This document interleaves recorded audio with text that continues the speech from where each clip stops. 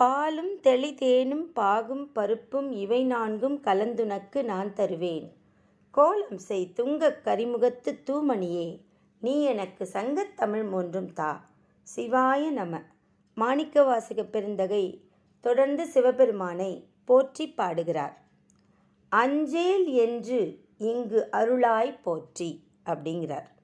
அஞ்சேல் அப்படின்னா பயப்படாத. நம்முடைய அன்றாட வாழ்க்கையில் நமக்கு பல சவால்கள் வரும். அடியார்கள் பக்தர்களோட வாழ்க்கையில் பல துன்பங்கள் வரும் தன்னுடைய வினை பயனால். அதனால் அந்த துன்பத்தை கண்டு நாம் அஞ்சுவோம். ஆனால் சிவபெருமானின் திருவடிகளை அடைந்து விட்டால் நீ என்ன பண்ணுவ? அஞ்சேல், பயப்படாதீங்க அப்படின்னு நான் இருக்கேன் உனக்கு அப்படின்னு நாங்கள் உன்னுடைய திருவடிகளை பற்றி கொண்டால் நீ என்ன பண்ணுவ? எங்களுடைய துன்பத்தை களைவாய். அதனால் அஞ்சேல் என்று இங்கு அருளாய் போற்றி. இது ஒரு பொருள். இன்னொரு பொருள் என்ன அப்படின்னா, சிவபெருமானெல்லாம் நம்ம மனசில் கொண்டு போய் வைத்து கொண்டு தினமும் அவரையே நினச்சிட்டு இருக்கும்போது இந்த மாதிரி பயமெல்லாம் வராது. நம்மளுடைய அன்றாட வாழ்க்கையில் ஏற்படுற பிரச்சனைகளுக்கெல்லாம் நம்ம பயப்படவே மாட்டோம். வேறொரு பயம் வரும். அது என்ன அப்படின்னா, இறைவா, இப்படிப்பட்ட இந்த உலகத்தில் நான் என்னுடைய வினையினால் பிறந்துட்டேன். ஆனால் எவ்வளோ பேர் உன்னை நினைக்காம இருக்காங்க. உன்னுடைய கருணை பார்வை விழி அவங்க மேலே படாமல் இருக்குது. ஆனால் என் மேலே உன்னுடைய கருணை பட்டிருக்கு. அதனால தான் நீ என்னை ஆட்கொண்டாய். அதனால் நான் என்ன பண்ணுறேன்? உன்னையே நினச்சிட்ருக்கேன், உன் நாமத்தையே பாடிக்கொண்டிருக்கிறேன், உன் பேரையே நான் கேட்டுட்ருக்கேன். இப்படி என்னுடைய ஐம்புலன்களும் உன்னையே சிந்திச்சிட்ருக்கு. இதெல்லாம் தாண்டி என் மனசு உன்னையே தான் நினச்சிட்ருக்கு. ஒருவேளை நான் இந்த மனசில் உன்னை நினைக்கிறதுலேருந்து விட்டு வேறு ஏதாவது நினைக்க ஆரம்பிச்சிட்டா என்ன பண்ணுறது? என் சிந்தனை வேறு ஏதாவது வழியில் போயிட்டா என்ன பண்ணுறது? அப்படிங்கிற பயத்தை தான் இங்கே சொல்கிறாரு. அந்த மாதிரிலாம் எனக்கு ஆகாமல் நீ பார்த்துக்கோ அப்படின்னு மாணிக்கவாசக பெருந்தகை பாடுகிறார். ஏன்னா நாவுக்கரசர் பெருமான் கூட இந்த மாதிரி பாடியிருக்கார். துறக்கப்படாத அப்படின்னு தொடங்குகிற தனி திருவிருத்தப்பாலை பாடியிருக்கார். பிறப்பன் பிறந்தார் பிறை அணிவார் சடை பிஞகன் பேர் மறப்பன் கொலோ என்று என் உள்ளம் கிடந்து மருகிடுமே. சிவபெருமானே, நீ பிறை அணிந்து கொண்டிருக்கிறாய் உன்னுடைய சடையில். அப்படிப்பட்ட பிஞகா, உன் பேரை நான் மறந்துடுவனோ? சிவசிவா அப்படிங்கிறத நான் மறந்துடுவனோ அப்படின்னு என் மனசு கடந்து மருகுதே அப்படின்னு அப்பர் பெருமான் பாடியிருக்கார். அதே எண்ணம் தான் இவருக்கு வந்திருக்கும். ஏன்னா இவர் ஒரு உயர்ந்த இடத்த அடைஞ்சிட்டார்.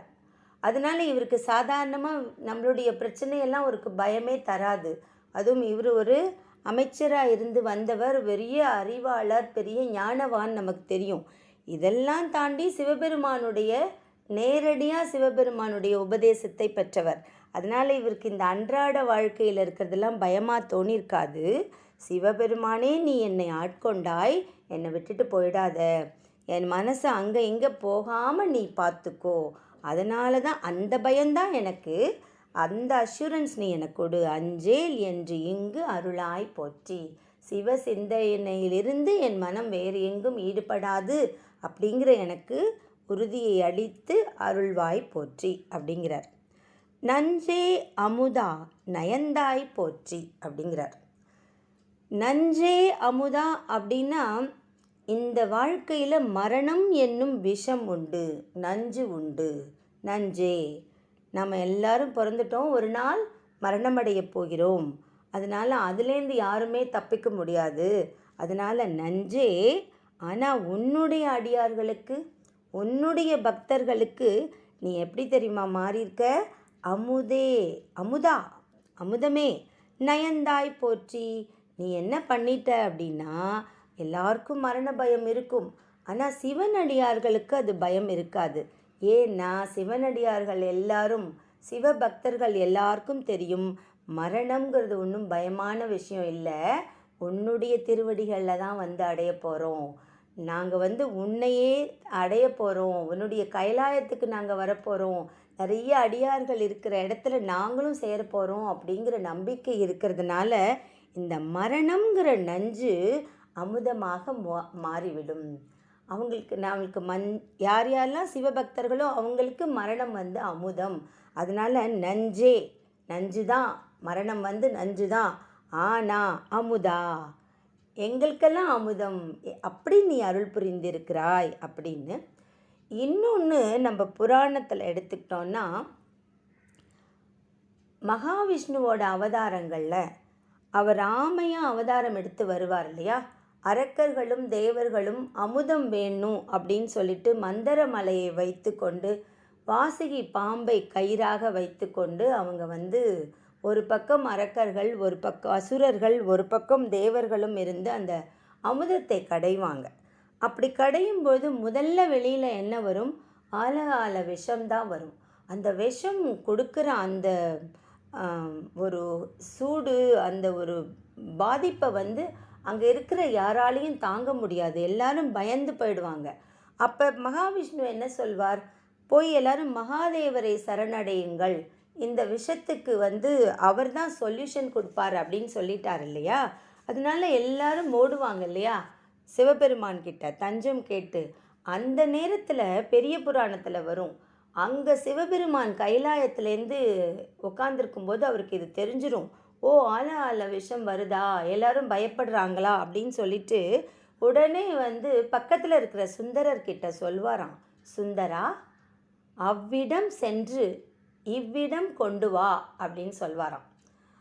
அவ்விடம் அப்படின்னு சொன்னால் அந்த இடம், அவ்விடம் சென்று அவ்விடம் எடுத்துக்கொண்டு இவ்விடம் வா. அங்கே போயிட்டு அந்த விஷத்தை, அவ்விடம்னா விஷம், அந்த விஷத்தை எடுத்துக்கொண்டு இவ்விடம் வா, இந்த இடத்துக்கு வா அப்படின்னு சொல்வார் அப்படின்னு பெரிய புராணத்தில் வரும். அப்போ அந்த மகாதேவன் என்ன பண்ணுறாரு? அந்த விஷத்தை எப்படி நிறுத்துறது அப்படின்னு மக்களை காப்பாற்றணும், தேவர்களை காப்பாற்றணும், அபயம்னு கேட்குறாங்க. அப்படிங்கும்போது என்ன பண்ணார் சுவாமி? தன்னுடைய வாயிலேயே அதை ஊற்றி தன்னுடைய கழுத்திலேயே நிறுத்திக்கிட்டார். அதனால தான் அந்த நஞ்சோட இயல்பு அப்படியே இருக்குது. ஆனால் அதுவே அமுதம் ஆயிடுத்து. அமிர்தத்தை தேடி தான் தேவர்கள் கடைந்தார்கள். முதலில் வந்தது நஞ்சு. அந்த நஞ்சை தன்னுடைய தொண்டையில் வச்சுக்கிட்டு அந்த தேவர்களை எல்லாம் காத்தவன் அல்லவா நீ. அதனால் நீ யார்? நீயே அமுதன், நீயே ஒரு அமுதம். அதனால் இந்த விஷம்லாம் உன்னை ஒன்றுமே பண்ணாது.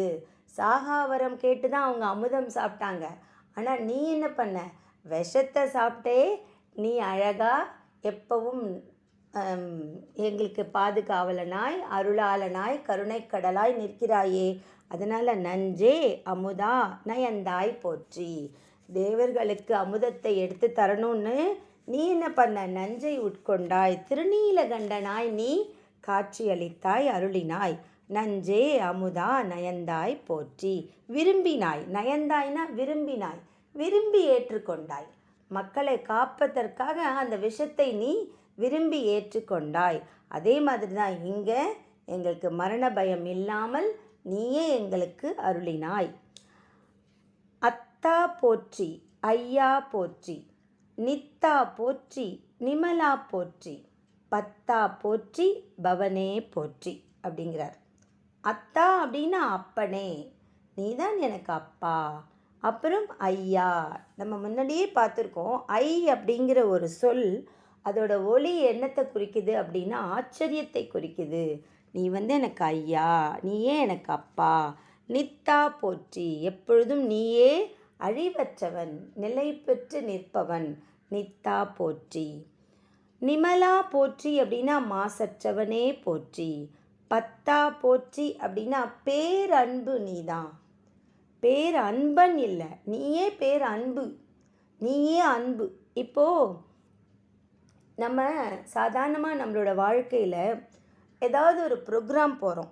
ஒரு எடுத்துக்காட்டுக்கு ஒரு நடனம் பார்க்க போகிறோம் அப்படிங்கிறோம், ஒரு இசை என்ஜாய் பண்ண போகிறோம் அப்படின்னா, நம்ம அந்த ஆடியன்ஸாக நம்ம உட்காந்துருக்கும் பொழுது இந்த இசைக்கலைஞர்கள் ஒரு பாட்டு பாடினாங்க அப்படின்னா அப்படியே உள்ளே போய் அப்படியே ஆழமாக போய் அப்படியே பாடி பாடி பாடி என்ன ஆவாங்க அப்படின்னா அந்த இசைக்கலைஞரே இசையாக மாறிட்டாங்கன்னு நமக்கு தோணும். அதே மாதிரி தான் நடனம் ஆடும் பொழுது யாராவது ரொம்ப அழகான நாட்டியம் ஆடும் பொழுது அவங்க அதில் அப்படியே 100% இன்வால்மெண்ட் கொடுப்பாங்க. அது என்ன ஆகும், நடன கலைஞர் நடனமாக மாறிவிட்ட ஒரு அற்புதம் நடக்கும். அப்போ தான் என்ன ஆகும், நாம் கூட பார்வையாளருங்கிறதெல்லாம் மறந்துடுவோம். நாம் அப்படியே அந்த காட்சிக்கே நம்ம போயிடுவோம். அப்போ என்ன நடக்கும் அப்படின்னா, நடன கலைஞரே நடனமாக மாறிவிடுவார், இசைக்கலைஞரே இசையாக மாறிவிடுவார். அதே மாதிரி நீ என்ன தெரியுமா பண்ணுற, பேரன்பு செலுத்தும் இறைவன் நீதான். ஆனால் இங்கே என்ன ஆயிடுறன்னா, நீயே பேரன்பாக மாறிடுற. அதான நம்ம அன்பே சிவம்னு சொல்கிறோம்.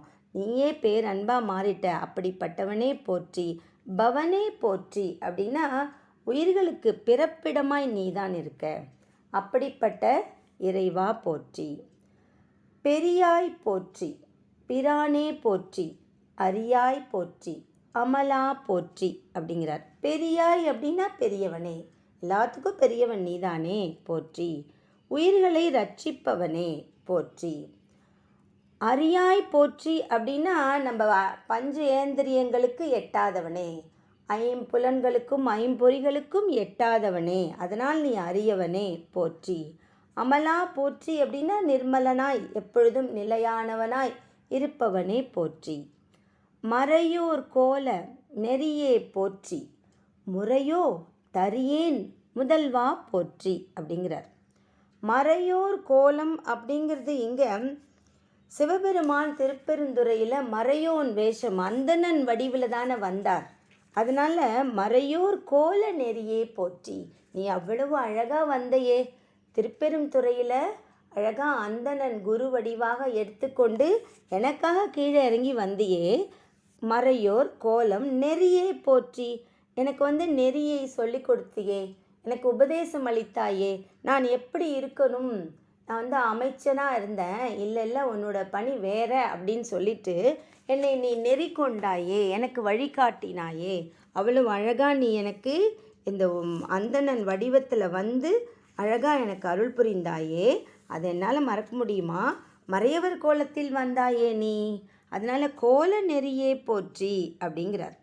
எனக்கு திருவடி தீட்சை தந்தாயே. நான் ஃபஸ்ட்டு உன்னை பார்க்கும்போது துறவு கோலத்தில் தான் நீ இருந்த, நீ குருவாக வந்த. நீ எனக்கு என்ன பண்ணின, நெறியே போற்றி, எனக்கு அருள் நெறியை காட்டினாய். அப்படிப்பட்டவனே போற்றி. முறையோ தரியேன் முதல்வா போற்றி. ஆனால் நீ என்ன பண்ணிட்ட, என்னை மட்டும் விட்டுட்டு அடியார்களெல்லாம் கூட்டிட்டு நீ திருப்பெருந்துறையில் மறைஞ்சிட்ட. இது முறையோ அப்படின்னு கேட்குறார். இதுதான் பக்தர்கள் அந்த இறைவனை அவ்வளோ உரிமையாக, அதனால தானே அம்மா அப்பா அத்தன் குரு எல்லாமாவும் நீயே இருக்க அப்படிங்கிறதுனால இந்த பக்தர்கள் ரைட்ஸ் எடுத்துக்கிறாங்க. அவரை போய் கேட்குறாரு, முறையோ தரியேன் அப்படிங்கிறார். இது முறையோ, நீ என்னை விட்டுட்டு போனது முறையா, இது சரியா அப்படின்னு கேட்குறார். இது நியாயமாகுமா, இது நீதியா அப்படின்னு கேட்குறார். தரியேன் அப்படின்னா நம்ம வீட்டில் இருக்கிற பெரியவங்கெல்லாம் சின்ன குழந்தைங்க துருன்னு விளையாடிட்டு இருக்கும்போது சுழி ஒரு இடத்துல தரிக்குதா பாருங்க அப்படின்னு சொல்லுவாங்க. போய்கிட்டே இருக்கும், நகர்ந்துக்கிட்டே இருக்கும் அப்படின்னு சொல்லும்போது ஏதாவது ஒரு இடத்துல தரிக்குதா பாருங்க அப்படின்னா நிற்கிறது அப்படியே நிலையா. ஆனால் இங்கே நான் என்ன பண்ணுவேன், தரியேன், நான்லாம் இங்கேயே இருக்க மாட்டேன் அப்படின்னு குழந்தை மாதிரி சிவபெருமான் கிட்ட பிடிவாதம். நான்லாம் இங்கே இருக்க மாட்டேன், நீ திரும்ப திரும்ப இந்த பிறவியில் கொண்டு வந்து என்னை தள்ளி விடுற, நீ ஏதோ இங்கே என்னை விட்டுட்டு போயிட்ட, ஆனால் நான் சீக்கிரமாக உன்னை அடைவேன். இந்த உலக வாழ்க்கையில் நான் தரியேன், நான் நிற்க மாட்டேன். இது முறையோ, நீ என்னை விட்டுட்டு போனது சரியா அப்படின்னு கேட்டு முதல்வா போற்றி, நீதான் முதல்வன், சரியாக தான் இருக்கும். அந்த ஆதங்கம், என்னை ஆட்கொள்ளாமல் நீ போயிட்டியே, இது தகுமோ அப்படின்ற ஆதங்கத்தில் பாடுற ஒரு பாட்டு. என்னை என்னுடைய பிறவி பிணியை நீ தாங்க மாட்டேன், நீ என்னை நீக்கி தரணும் முதல்வா, நீதானே அனைத்துக்கும் முதல்வன், அதனால் உனக்கு போற்றி, உன்னை நான் போற்றுகின்றேன் அப்படிங்கிறார். உறவே போற்றி, உயிரே போற்றி, சிறவே போற்றி, சிவமே போற்றி அப்படிங்கிறார். உறவே போற்றினா நீதான் எனக்கு சுற்றம், நீதான் எனக்கு உயிர். சிறவே அப்படின்னா சிறப்பு, எல்லா நலன்களும் நீதான், எல்லா சிறப்பும் நீதான், எல்லா மங்களமும் நீதான், அதனால் உனக்கு போற்றி, சிவமே போற்றி. இப்போ அம்மா அப்பா குரு அப்படின்லாம் சொல்லிட்டு இங்கே என்ன சொல்கிறாரு, உறவே போற்றி அப்படின்னு சொல்லிட்டார். நீ தான் என்னோட ரிலேஷன், எனக்கு எல்லாமே நீ தான். அம்மா அப்பா அப்படின்லாம் சொல்லிகிட்டே ஒரு டக்குன்னு என்ன சொல்லிட்டாரு, உறவு, என்னுடைய உறவு நீ தான். ஏன் தெரியுமா, எல்லாருமே இந்த பிறவியில் வந்தவங்க தானே. நம்மளுடைய அம்மாவோ அப்பாவோ மாமாவோ அத்தையோ குழந்தையோ எல்லாமே இந்த ஒரு பிறவிக்கு தான் அவங்க நம்மளோட கனெக்ட் ஆகிருக்காங்க. ஆனால் நீ எப்படி தெரியுமா, நீ தான் என்னை படைத்தாய், நீ தான் என்னை காத்து ரட்சிக்கிறாய், நீ தான் என்னை ஒடுக்க போகிற. அதனால் நீ தான், நான் என்னென்னமோ பிறந்தல்ல, புழுவாக பிறந்தேன், தாவரமாக பிறந்தேன், விலங்காக பிறந்தேன், பறவையாக பிறந்தேன், என்னென்னமோ பிறவியெல்லாம் பிறந்து கடைசியாக தானே மனிதனாக பிறந்திருக்கேன். அப்போ நீ எல்லா இடத்துலையுமே நீ தான் என்னை படைத்த, நீ தான் என்னை காத்த, நீ தான் உன்னோட என்னை ஒடுக்கிக்கிட்ட. அதனால் நீ தான் எனக்கு உறவு, நீ தான் சாஸ்வதமான உறவு. போன பிறவியிலும் இருந்த, இப்பவும் இருக்க, அடுத்த பிறவி இருக்கக்கூடாதுன்னு நான் உன்னை வேண்டிக்கிறேன். நீ உன்னை சங்கமித்து உன்னோட நீ என்னை சேர்த்துக்க போகிற, அதுதான் எனக்கு பெர்மனன்ட் பிளேஸ். அதனால் நீ தான் உறவு, உறவே போற்றி, உயிரே போற்றி. என் உயிர் அப்படின்னு சொல்லுவோம் இல்லையா, நமக்கு யாரையாவது ரொம்ப பிடிக்கும்னா என் உயிரே நீ தான் அப்படின்னு சொல்லுவோம். பயந்து போகணுன்னா உயிரே ஒரு நிமிஷம் நின்று வந்தது அப்படின்னு சொல்லுவோம். அதனால் உயிரே போற்றி, சிறவேனா எல்லா விதமான மங்களமே போற்றி, சிவமே போற்றி. மஞ்சா போற்றி, மணாளா போற்றி, பஞ்சு ஏர் அடியாள் பங்கா போற்றி அப்படிங்கிறார். மஞ்சு அப்படின்னா அழகு, பஞ்சு அப்படின்னா செம்பஞ்சு, ஏர் அப்படின்னா அழகு. நீ அழகன், நீ ரொம்ப பேரழகன், சுந்தரன். நீ எப்படிப்பட்டவன் தெரியுமா, மணாளா போற்றி. நீ யாரு, செம்பஞ்சு ஊட்டிய அழகிய திருவடிகளை உடைய உமாதேவியின் பங்கன் நீ. பங்கா அப்படின்னா உமாதேவியின் பங்கா. உன்னுடைய இடது பக்கத்தில் இருக்காங்களே உமா பார்வதி, அவர்களுடைய பங்கன் நீ.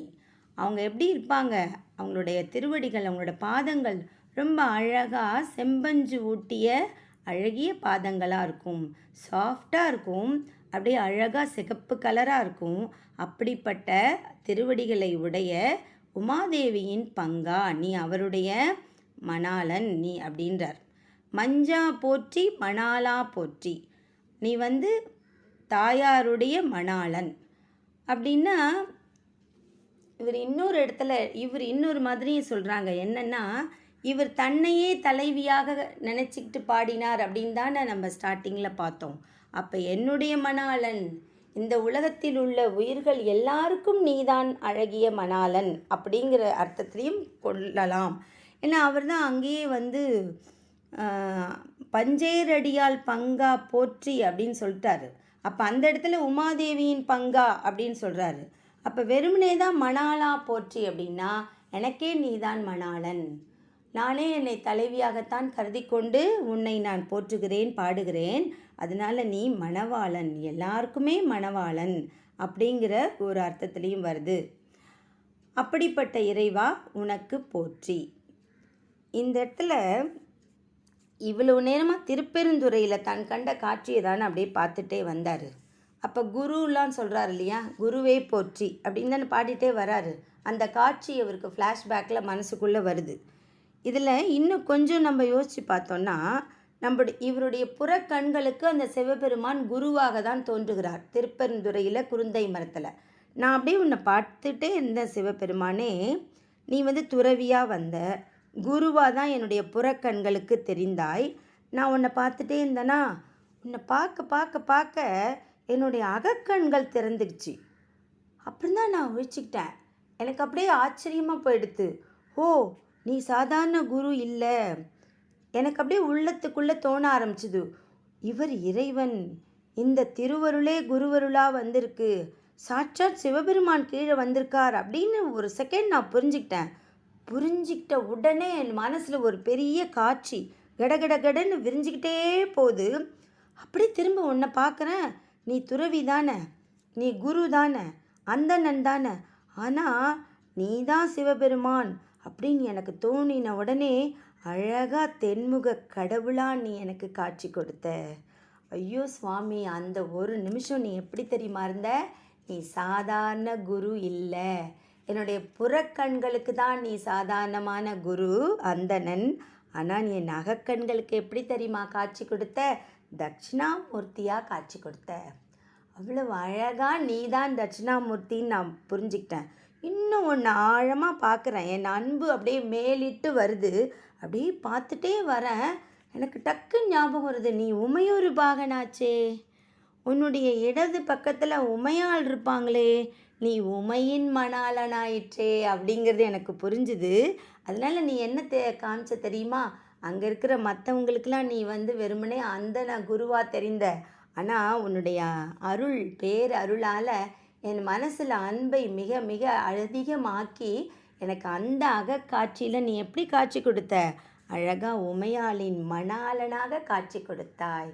அப்படியே நான் உன்னை அப்படியே திருக்கல்யாண கோலத்தில் உமையாளோடு சேர்ந்து அவ்வளவு அழகா இறைவன் இறைவியாக நீ காட்சி அளித்தாய். அதனால்தான் நீ மணாளா, நீ அடியாள் பங்கா அப்படின்னும் இந்த மாணிக்கவாசக பெருந்தகை சிவபெருமானை போற்றி பாடுகிறார். அலைந்தேன் நாயேன் அடியேன் போற்றி, இலங்கு சுடர் எம் ஈசா போற்றி. அலைந்தேன் நாயேன், திரும்ப திரும்ப இவர் நான் நாயை விட கேவலமானவன், அலைஞ்சிக்கிட்டு இருந்தேன். என்ன அலைஞ்சிக்கிட்டு இருந்தேன்? ஒவ்வொரு பிறவியாக வந்து பிறந்துக்கிட்டே இருந்தேன். நான் செய்யும் வினைகளால் இந்த பிறவிங்கிற சங்கிலியில் மாட்டிக்கிட்டு சுழலில் மாட்டிக்கிட்டு திரும்ப திரும்ப பிறந்துக்கிட்டே இருக்கேன், அலைஞ்சிக்கிட்டே இருக்கேன், துன்ப சாகரத்தில் மூழ்கி போயிருக்கேன். அதனால் நான் ரொம்ப வருத்தப்படுறேன்.